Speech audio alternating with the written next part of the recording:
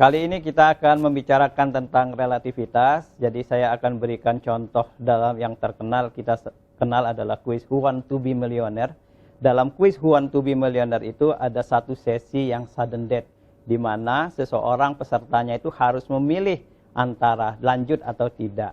Ternyata dalam keputusan lanjut atau tidaknya dalam kuis tersebut, secara langsung atau tidak langsung dipengaruhi oleh tingkat wealth, kesejahteraan awal. Pada umumnya, jika pesertanya itu adalah berasal dari golongan bawah atau ekonomi sulit, maka keputusannya dia akan berhenti. Tetapi pada sebaliknya, jika tingkat ekonominya tinggi, maka dia akan melanjutkan. Jadi dalam hal ini, ada semacam respon dari kelompok yang tinggi itu untuk berani mengambil risiko. Nah, sebenarnya kuis Who Want to be Millionaire ini dapat kalau kita telusuri ke belakang, itu merupakan suatu saduran atau sudah dinyatakan 50 tahun lalu oleh pemenang Nobel Arrow dan Pratt di tahun 1964. Arrow dan Pratt mengatakan bahwasanya seseorang yang mengambil tindakan terhadap aset yang berisiko, pertama kali memang ditentukan oleh karakter risiko dari si orang tersebut, dan yang kedua adalah tingkat kesejahteraannya. Pada kelompok masyarakat yang tingkat kesejahteraannya lebih tinggi, maka dia akan berani mengambil risiko lebih banyak, sehingga aset-aset yang berisiko pada kelompok masyarakat yang kaya itu akan lebih tinggi, walaupun proporsi aset berisiko dibandingkan total asetnya belum tentu meningkat. Nah, dalam perspektif lain, relatif ini dikenal juga dengan framing effect. Dalam hal ini, Machina di tahun 1987 sudah menulis di dalam economic perspective. Machina menunjukkan kira-kira contohnya sebagai berikut. Misalkan, di suatu daerah terjadi suatu wabah dan ada suatu program. Katakanlah di daerah tersebut ada 600 orang, dan jika program ini dilaksanakan, maka 200 orangnya akan selamat dan 400-nya meninggal.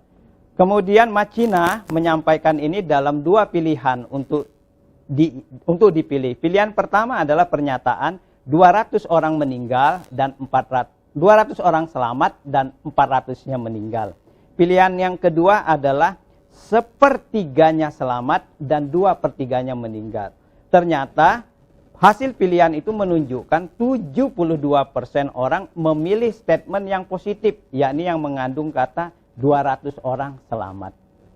Padahal pilihan A dan B tersebut adalah sama maknanya, yang merujuk kepada kasus tadi terdapat 600 orang dan 200-nya akan selamat. Nah, dalam hal ini kita bisa melihat bahwasanya kata-kata yang mengandung optimisme, perspektif, harapan dan lain-lainnya itu diyakini memiliki arti yang lebih tinggi dibandingkan kata-kata perspektif yang dengan konotasi yang negatif.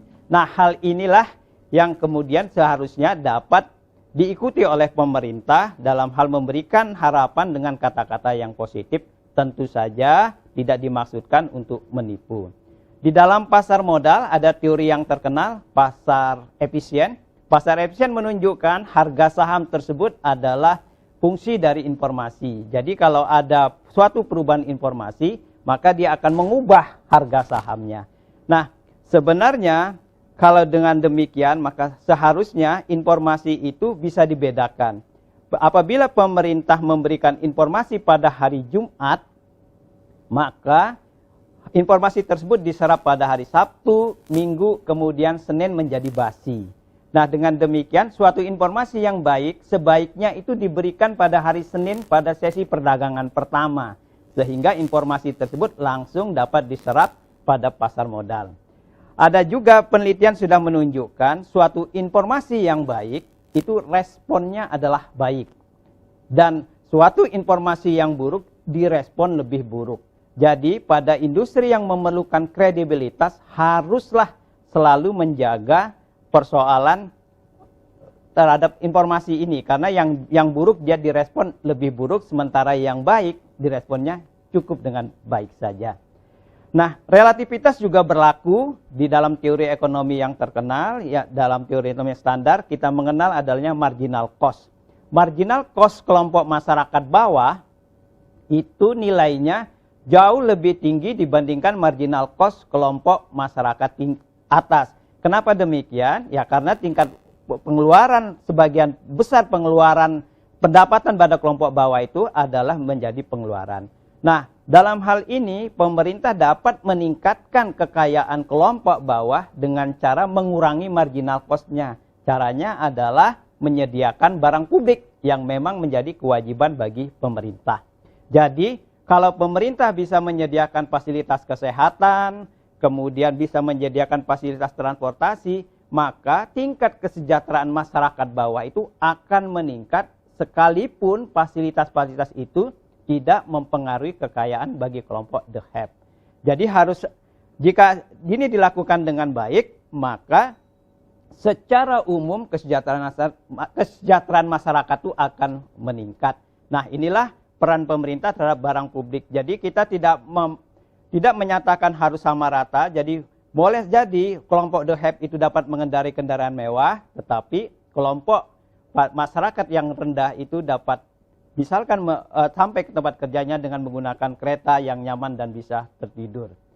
Orang juga secara umum menyatakan waktu kita adalah sama 24 jam. Tapi persepsi pengertiannya adalah waktu antara rakyat dengan seorang presiden walaupun 24 jam itu sama. Seorang presiden mungkin melihat dari tempat yang tinggi sehingga semua tampak kecil. Sementara kita yang rakyat melihat dari tempat yang rendah sehingga semua kelihatan besar. Sehingga dari sudut ini maka sudut pandang, prioritas dan lain-lain itu bisa berbeda. Nah, hal-hal yang seperti inilah dalam relativitas ini yang akan terjadi. Jadi kita tidak dapat memungkirinya, tidak untuk menyamakannya. Demikian